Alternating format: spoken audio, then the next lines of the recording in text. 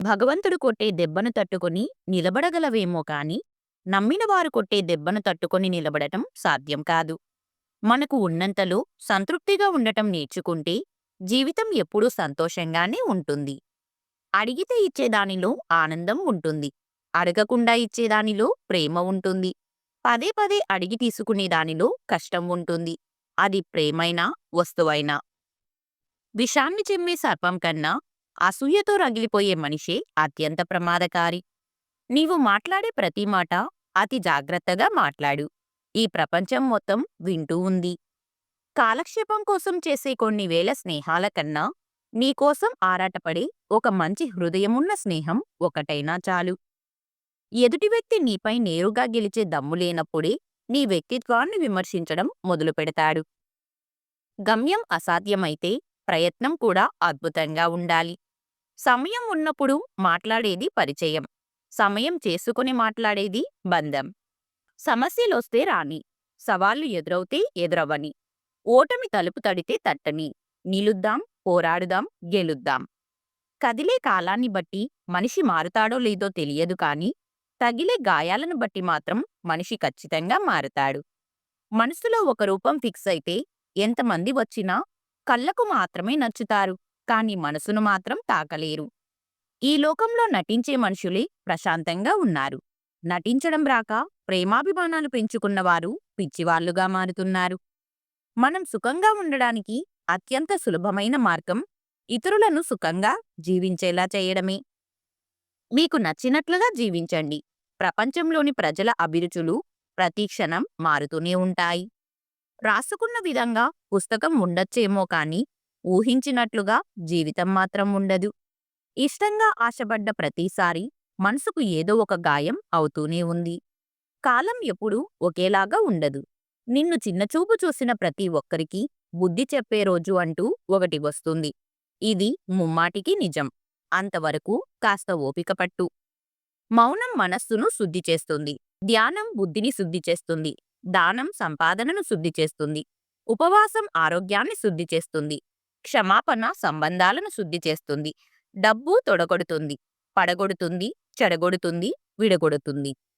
నమ్మించడం తేలికే, కాని ఆ నమ్మినవారు మనపై పెంచుకున్న నమ్మకాన్ని కోల్పోకుండా కాపాడుకోవడమే చాలా కష్టం.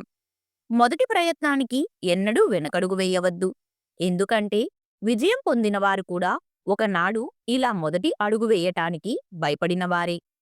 పుణ్యం 10 రూపాయలు ఇచ్చి కొనుక్కుంటే రాదు. పాపం 100 రూపాయలు ఇచ్చి వదిలించుకుందామన్నా పోదు. పాపపుణ్యాలు దైవలిఖితం.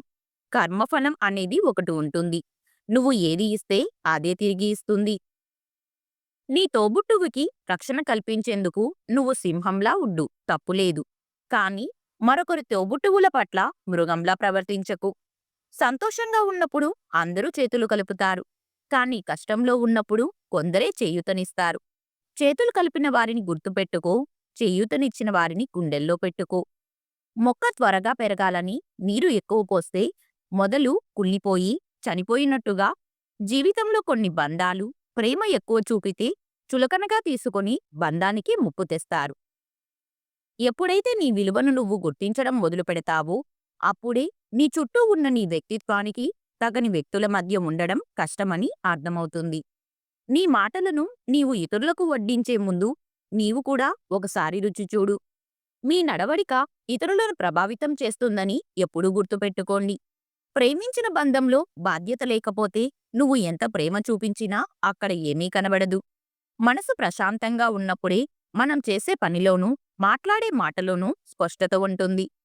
నా జీవితంలో దారి ఎలా ఉన్నా దాటగలనన్న ధైర్యం నాది. పరిస్థితులు ఎలా ఉన్నా పడిపోవద్దు అన్న పట్టుదల నాది. ఈ రోజు నాది కాకపోయినా రేపు నాదే అన్న నమ్మకం నాది. నా నమ్మకం ఎప్పుడూ నన్ను మోసం చెయ్యదు.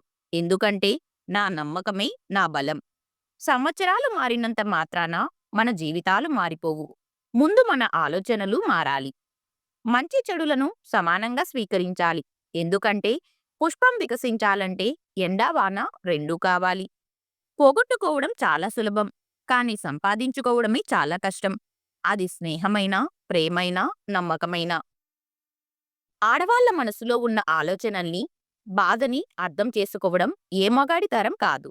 తన బాధను అర్థం చేసుకునేంత తెలివి, శక్తి ఏ మొగాడికి లేవు. మీరు సంతోషకరమైన జీవితాన్ని కనుగొనలేరు.